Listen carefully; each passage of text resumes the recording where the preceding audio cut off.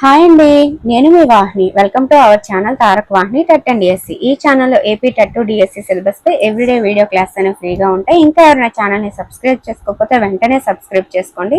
ఈ రోజు ఈ వీడియోలో మనం ఏపీ టెట్ అనేది అతి త్వరలో ఉంది కాబట్టి ర్యాపిడ్ రివిజన్స్ అనేవి తొందరగా కంప్లీట్ చేసుకుంటున్నాము. 7th క్లాస్ సోషల్ సెమ్ 1లో 4 చాప్టర్స్ చెప్పేసాము. ఇది 5th చాప్టర్ అనమాట, కాకతీయ రాజ్యం. ఓకేనా? ఇప్పుడు ఈ చాప్టర్ ని ఫినిష్ చేసుకుందాం. అలాగే వెనకాల ఉన్న ఎక్సర్సైజెస్ కూడా చూద్దాం. ఓకే, ఈ చాప్టర్ లో ముఖ్యంగా మనకి మధ్యయుగ కాలంలో దక్షిణ భారతదేశంలో 5 ముఖ్యమైన రాజ్యాలు ఆవిర్భవించాయి కదా. అవి కళ్యాణి చాళుక్యులు, యాదవులు, కాకతీయులు, హోయసాలులు మరియు పాండ్య రాజ్యాలు. వీటిల్లో మిగతా 4 గురించి కాస్త ఇన్ఫర్మేషన్ తెలుసుకుంటూ కాకతీయులకు సంబంధించి ఎక్కువ ఇన్ఫర్మేషన్ తెలుసుకుంటాం అన్నమాట. ఈ 5 రాజ్యాల్లో కాకతీయుల గురించి ఎందుకు తెలుసుకుంటున్నాం అంటే వాళ్ళు తెలుగు నేలకి చెందినవారు. ఈ రాజ్యాలు సాధారణంగా పొరుగు రాజ్యాల నుండి మరియు ఢిల్లీ సుల్తాన్ల నుండి దండయాత్రలను ఎదుర్కొన్నప్పటికీ ఎవరికి వారే తమ రాజ్యాన్ని కాపాడుకోవడానికి ప్రయత్నించారన్నమాట. తమ ఆధీనంలోని ప్రాంతంలో ఐక్యతను పెంపొందించడానికి ప్రయత్నించారు. స్థానిక భాషలు, కళలు మరియు వాస్తు శిల్పాలను ప్రోత్సహించారు. ఇప్పుడు 5 రాజ్యాల గురించి తెలుసుకుందాం. మధ్యయుగం నాటి ప్రాంతీయ రాజ్యాలు అన్నమాట ఇవి 5. ఇందులో కళ్యాణి చాళుక్యులు, యాదవులు, హోయసాలు, పాండ్యులు వీళ్ళ గురించి తెలుసుకుంటాము. అలాగే కాకతీయుల గురించి ఎక్కువ ఇన్ఫర్మేషన్, అంటే ప్రముఖ రాజులు ఎవరు, వారి వారి కాలాల్లో ఏ ఏ కార్యక్రమాలు చేశారు, అలాగే వాళ్ళ రాజకీయ, ఆర్థిక, సామాజిక జీవన పరిస్థితులు ఎలా ఉండేవి, కళలు, నిర్మాణాలు, సాహిత్యం, వీటి గురించి తెలుసుకుంటాం అన్నమాట. ఓకే, ఫస్ట్ కళ్యాణి చాళుక్యులు. వీరినే పశ్చిమ చాళుక్యులు అంటారు. కళ్యాణి చాళుక్యుల వంశస్థాపకుడు 2వ తైలకుడు. వీరి రాజధాని బీదర్ జిల్లాలో గల బసవ కళ్యాణి. ఈ రాజ్యం 200 సంవత్సరాల పాటు కొనసాగింది. వీరు వేంగీకి చెందిన తూర్పు చాళుక్యులు మరియు చోళులతో వీరు సంస్కృత మరియు కన్నడ భాషలను ప్రోత్సహించారు. వేంగీకి చెందిన తూర్పు చాళుక్యులు మరియు చోళులతోని వీరు సంస్కృత మరియు కన్నడ భాషలను ప్రోత్సహించారంట. అలాగే బిల్హనుడు విక్రమాంక దేవ చరిత్రను రాశాడు. రన్నడు అనే ప్రసిద్ధ కన్నడ కవి వీరి ఆస్థానానికి చెందిన వారే. కళ్యాణి చాళుక్యులు ఘటికలు అనే విద్యా సంస్థల్ని స్థాపించారు. వీరు హిందూ, జైన మతాలు రెండింటినీ ఆదరించారు. వీరశైవ శాఖ కూడా వీరి పాలనలోనే ప్రాచుర్యం పొందింది. ఇది కళ్యాణి చాళుక్యుల గురించి ఇన్ఫర్మేషన్ అన్నమాట.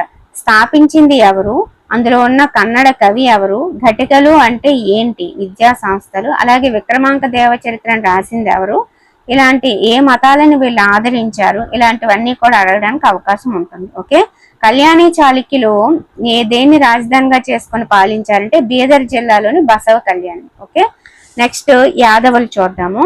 యాదవులు మొదట కళ్యాణి చాళుక్యులకి సామంతులుగా పనిచేశారు. అంటే వీళ్ళకి సామంతులుగా వీళ్ళు ఉండేవాళ్ళు అనమాట. వారు ప్రస్తుత అహ్మద్ నగర్ మరియు నాసిక్ ప్రాంతాలని పరిపాలించారు. వీరి రాజధాని దేవగిరి. బిల్లమ యాదవ రాజవంశ స్థాపకుడు అనమాట. యాదవులలో సింహన సుప్రసిద్ధమైన వాడు. వారి రాజ్యం నర్మదా నది నుండి షిమేగా వరకు విస్తరించి ఉండేది.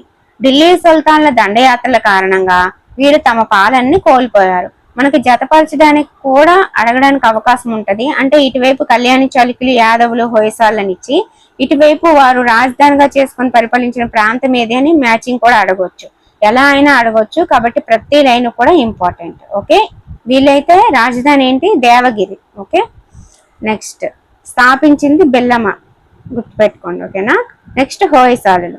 హోయసాలులు ద్వార సముద్రానికి చెందినవారు. వీరు అధికారంలోకి రాకముందు చోళులు మరియు చాళుక్యులకి సామంతులుగా పనిచేసేవారు. హోయసాలుల పాలన దాదాపు 200 సంవత్సరాలు కొనసాగింది. వీరు ద్వార సముద్రాన్ని తమ రాజధానిగా చేసుకున్నారు. బిత్తిగ విష్ణువర్ధన్ కాలంలో వీరు ప్రాముఖ్యత పొందారన్నమాట. 4వ బల్లాలుడు ఈ రాజవంశం యొక్క చివరి పాలకుడు. సంస్కృత, కన్నడ భాషల్ని వీరు పోషించారు. హోయసాలుల రాజులు జైన మతాన్ని, మధ్వాచార్యులకు చెందిన ద్వైతాన్ని, రామానుజులకు చెందిన విశిష్ట అద్వైతాన్ని అనుసరించారు. ఈ మతాలు ప్రాచుర్యం పొందడానికి వీరు మఠాల నిర్వహణను ప్రోత్సహించారు. అది హోయసాల కోసం. నెక్స్ట్ పాండ్యులు అన్నమాట. పాండ్యులు మధురైన రాజధానిగా చేసుకొని పాలించారు. వీరు తమ సామ్రాజ్యం విస్తరించడానికి పల్లవులు, చోళులు మధ్య ఉన్న శత్రుత్వాన్ని వినియోగించుకున్నారనమాట పాండ్యులు. ఈ రాజవంశానికి చెందిన కులశేఖరుడు శ్రీలంక వరకు విజయవంతమైన దండయాత్రను పూర్తి చేశాడు. మార్కో పోలో అనే వెన్నీస్ యాత్రికుడు అతని పరిపాలనా కాలంలో సందర్శించి అతని పాలనని ప్రశంసించాడన్నమాట. పాండ్యులు రాజ్యపాలన వ్యవహారంలో చోళుల పరిపాలనా విధానాన్ని అనుసరించారు. వీరు శైవ మతం మరియు వైష్ణవ మతాల్ని ఆదరించారు.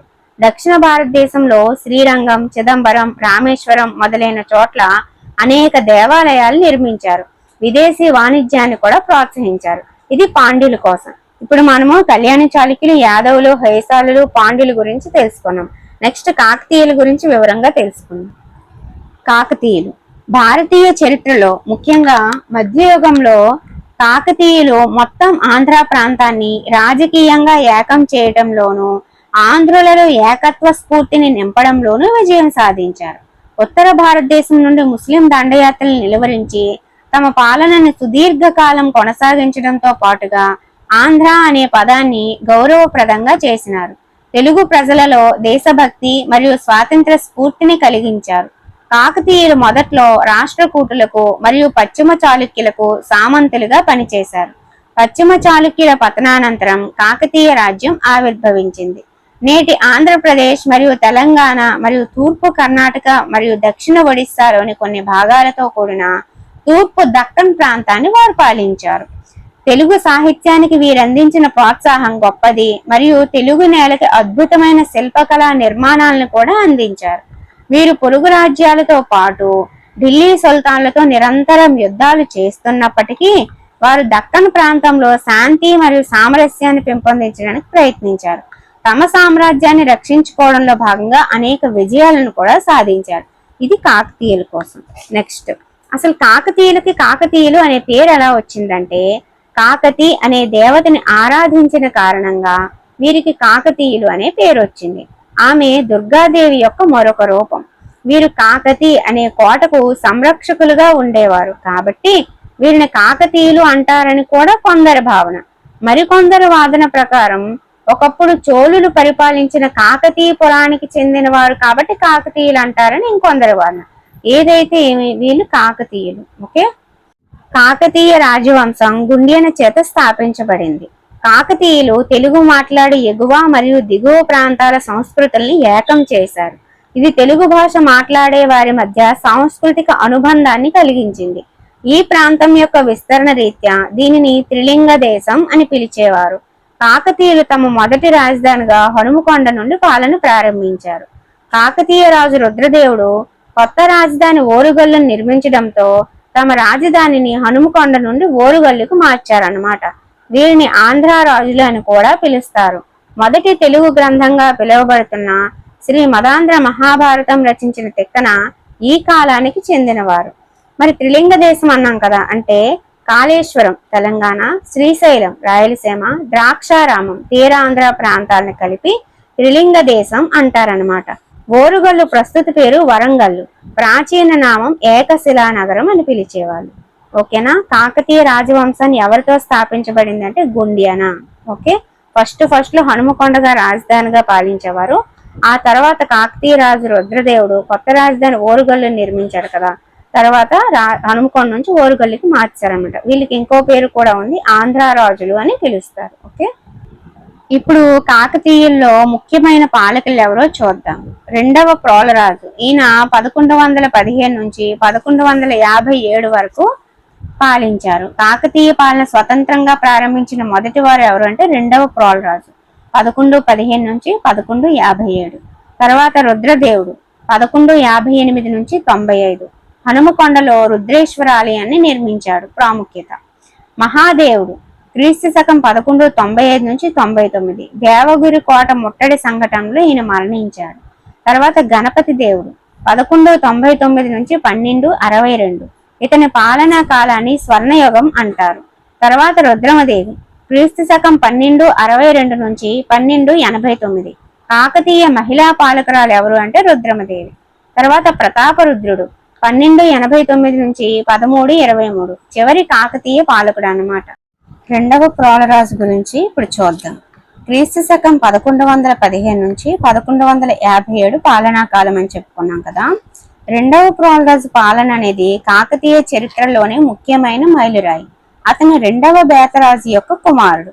చాళుక్యుల ఆధిపత్యాన్ని ఎదిరించి ఒక స్వతంత్ర రాజ్యాన్ని ఏర్పరిచాడు.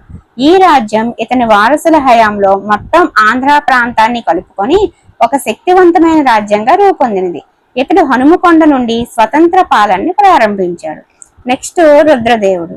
రుద్రదేవుని విజయాలు హనుమకొండ శాసనంలో వివరించబడ్డాయి. అతను అనేక పొరుగు రాజులను ఓడించి తన ఆధిపత్యాన్ని గోదావరి ఒడ్డు వరకు విస్తరించాడు. దక్షిణాన రుద్రదేవుడు తెలుగు చోడ మూలానికి చెందిన 4 రాజులను ఓడించాడు. అతను వేంగిపై కూడా దాడి చేశాడు. అతని పాలన చివరి కాలంలో దేవగిరి యాదవులతో యుద్ధం జరిగింది. దీని ఫలితంగా ఓటమి చెంది మరణించినాడు. అతను సంస్కృత భాషలో నీతిసారం అనే గ్రంథం రాశాడు. హనుమకొండలో అద్భుతమైన 1000 స్తంభాల ఆలయాన్ని నిర్మించాడు. అతను స్థాపించిన ఓరుగల్లు అతని వారసులకి రాజధానిగా మారింది. ఓకే, రుద్రదేవుని తర్వాత అతని సోదరుడు మహాదేవుడు 4 ఏళ్ల స్వల్పకాలం పాలనను అందించాడు. ఇతను యాదవ రాజ్యంపై దాడి చేసి దేవగిరి ముట్టడి సమయంలో యాదవ రాజుల చేతిలో మరణించాడనమాట. ఆ తర్వాత వచ్చింది ఎవరు అంటే గణపతి దేవుడు. ఈ గణపతి దేవుడు అననుకూల పరిస్థితుల్లో తన పాలనని ప్రారంభించినప్పటికీ అతని పాలనను ఆంధ్ర చరిత్రలో అత్యంత అద్భుతమైన పాలనగా చెప్పవచ్చు. అతని 63 సంవత్సరాల సుదీర్ఘ పాలనలో తెలుగు మాట్లాడే ప్రజలు నివసించే దాదాపు మొత్తం భూమిని తన పరిపాలనలోనికి తెచ్చుకున్నాడు. ఆయనకు మహామండలేశ్వర అనే బిరుదు కూడా ఉంది. కాకతీయుల్లో మహామండలేశ్వర బిరుదు కలిగిన రాజు ఎవరు అంటే గణపతి దేవుడు. ఓకేనా, ఈయన 1199 నుంచి 1262 అంటే 63 సంవత్సరాలు పరిపాలన చేశారు. కాకతీయ పాలకులలో గణపతి దేవుడు అత్యంత శక్తివంతమైన వాడు. ఇతను విస్తృతమైన సామ్రాజ్యాన్ని నిర్మించాడు. గోదావరి ప్రాంతం నుండి మొదలుకొని చెంగల్పట్టు వరకు మరియు ఎలగందల నుండి సముద్రం వరకు విస్తరించి ఉన్న విశాల సామ్రాజ్యాన్ని నిర్మించాడు. అతను తీర ప్రాంతాలపై దాడి చేసి విజయవాడ మరియు దివిసీమ ద్వీపాన్ని స్వాధీనం చేసుకున్నాడు. అతను మోటుపల్లి శాసనాన్ని జారీ చేశాడు. ఈ శాసనం ప్రకారం పన్నుల విధింపు, విదేశీ వాణిజ్యం, వివిధ వస్తువులపై పన్ను రేట్లు విధించిన తీరును వివరించాడు. అతను సమర్థ పాలకుడు. వాణిజ్యం మరియు వ్యవసాయాన్ని మెరుగుపరచడానికి చర్యలు తీసుకున్నాడు. జలాశయాలను నిర్మించాడు. నీటిపారుదల కోసం చెరువులు తవ్వించాడు. పెద్ద మొత్తంలో అటవీ భూములను సాగులోకి తెచ్చాడు. గణపతి దేవుడు ఆలయ నిర్మాణం, సాహిత్య రచనలను ప్రోత్సహించాడు. అతను ఓరుగల్లు కోట నగర నిర్మాణాన్ని పూర్తి చేశారు. గణపతి దేవుడు తన కుమార్తెలు మరియు సోదరీమణుల వివాహాల్ని బలమైన పొరుగు రాజులతో ఏర్పాటు చేయడం ద్వారా ఇతర రాజ్యాలతో తన సంబంధాలను బలపరుచుకున్నారు అన్నమాట.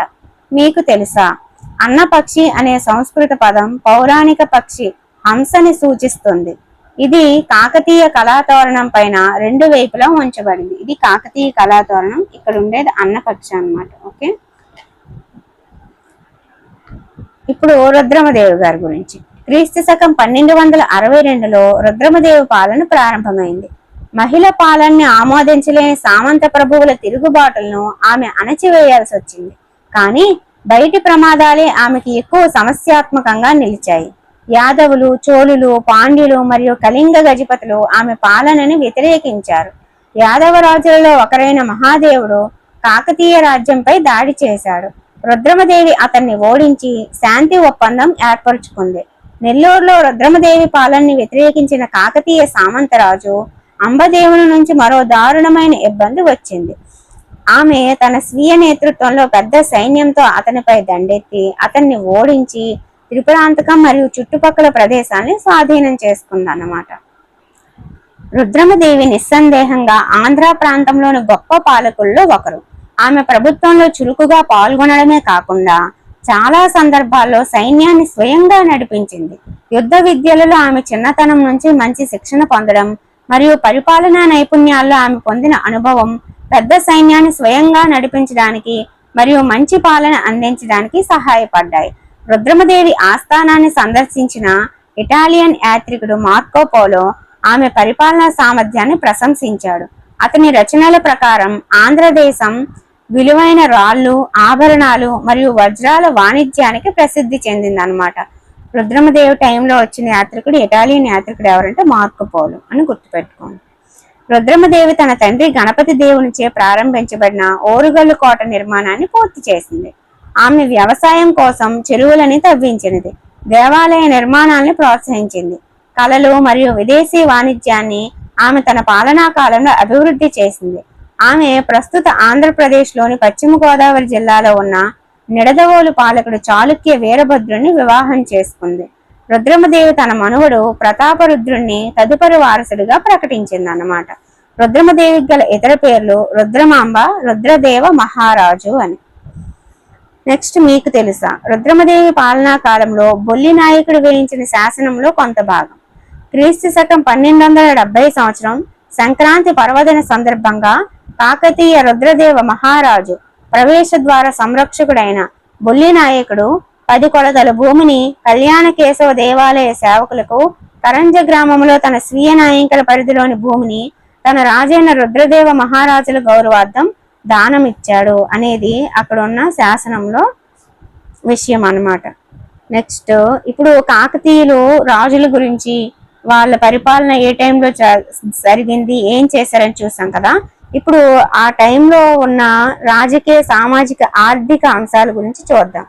కాకతీయుల పాలన. రాజ్య పాలన సైనిక ప్రాతిపదికగా నిర్వహించబడింది.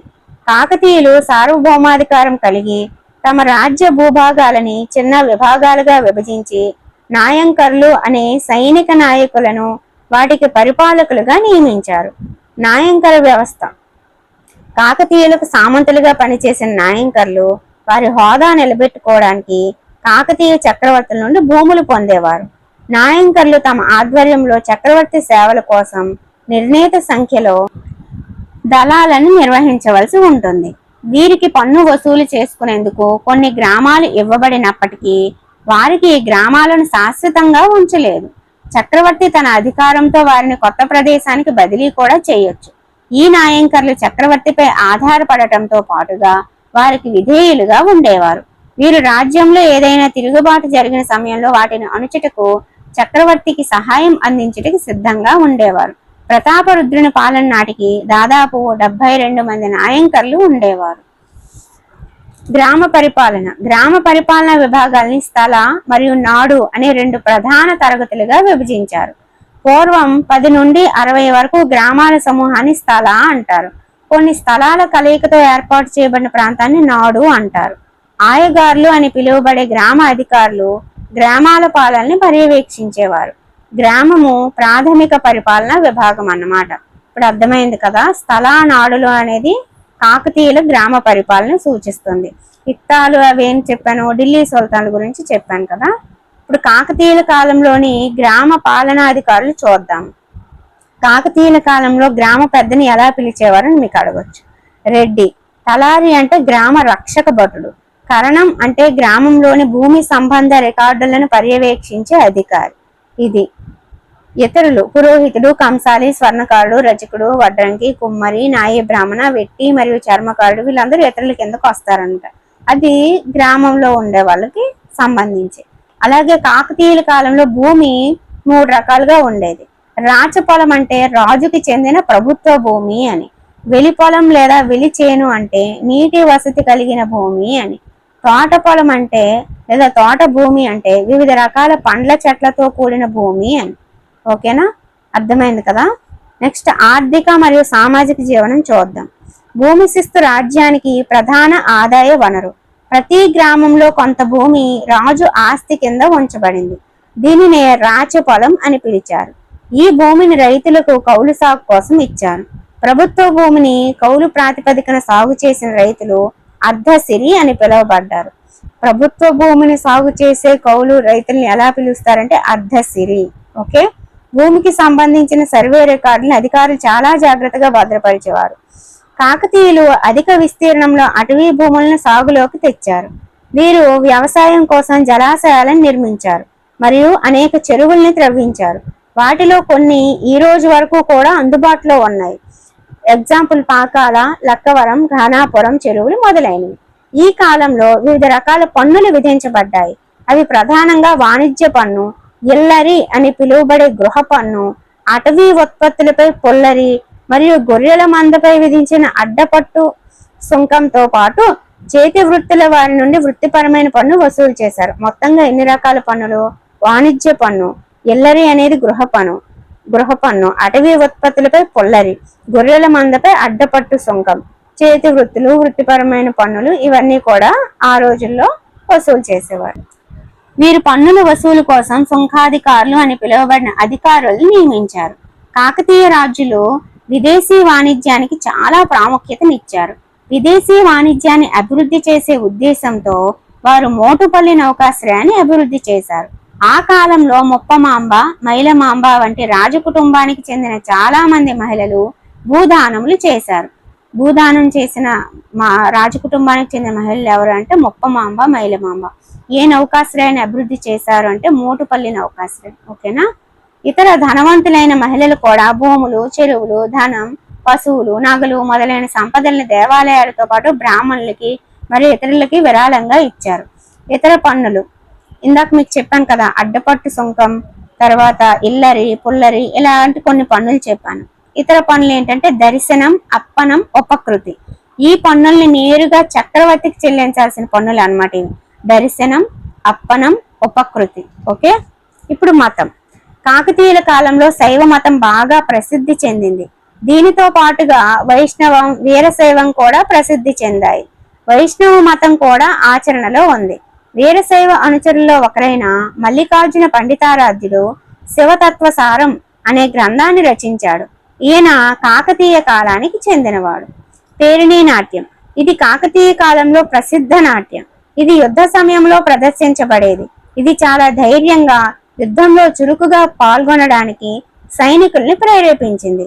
పద్మశ్రీ నటరాజ రామకృష్ణ ఈ నృత్యంలో ప్రఖ్యాతిగాంచారు. సాహిత్యం చూద్దాం. కాకతీయ పాలకులు సంస్కృతానికి తమ ప్రోత్సాహాన్ని అందించారు. అనేక మంది ప్రముఖ సంస్కృత రచయితలు మరియు కవులు వారి ఆస్థానంలో ఉన్నారు. తెలుగు సాహిత్యం కూడా వారి పాలనా కాలంలో వృద్ధి చెందింది.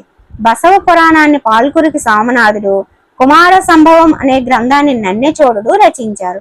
విశ్వనాథుడి సంస్కృతంలో ప్రతాపరుద్రీయంను వ్రాశారు. గీత రత్నావళి, నృత్య రత్నావళిని, జయాపశానాన్ని సంస్కృతంలో వ్రాయగా వల్లభరాయుడు అనే అతను క్రీడాభిరామాన్ని తెలుగులో రాశాడు. ఈ సాహిత్య రచనలు కాకతీయ కాలం నాటి భాషా విషయాల్ని సుసంపన్నం చేశాయి. బసవ పురాణం పాల్కురికి సామనాథుడు, కుమార సంభవం నన్నెచోడుడు, ప్రతాపరుద్రీయం విద్యానాథుడి సంస్కృతంలో రాశారు. గీత రత్నావళి, నృత్య రత్నావళి, జయాపశానాన్ని రాశారు సంస్కృతంలో. క్రీడాభిరామాన్ని తెలుగులో రాసింది వల్లభరాయుడు. ఇవన్నమాట. ఓకే. కళలు మరియు నిర్మాణాలు చూద్దాం. 1000 స్తంభాల ఆలయం మరియు రామప్ప దేవాలయాలు కాకతీయుల కాలం నాటి అద్భుతమైన నిర్మాణాలు. 1000 స్తంభాల ఆలయాన్ని రుద్రేశ్వర ఆలయం అంటారు. ఇది హనుమకొండలో ఉంది. దీనిని రుద్రదేవుడు నిర్మించాడు. ఈ ఆలయం చక్కటి వాస్తు శిల్పం మరియు శిల్పకళలతో నిర్మించబడింది. రాతితో మలిచిన ఏనుగులు మరియు డోలరైట్ శిలలతో నిర్మించిన ఏకశిల నంది ఈ ఆలయం యొక్క ప్రధాన ఆకర్షణ. ఈ ఆలయాన్ని స్థానికంగా 1000 స్తంభాల గుడి అని పిలుస్తారు. ఓకే. వరంగల్ ప్రాంతంలోని పాలంపేట గ్రామానికి సమీపంలో ఉన్న రామప్ప ఆలయం చాలా ప్రసిద్ధి చెందింది. ఇక్కడ దైవం రామలింగేశ్వర స్వామి.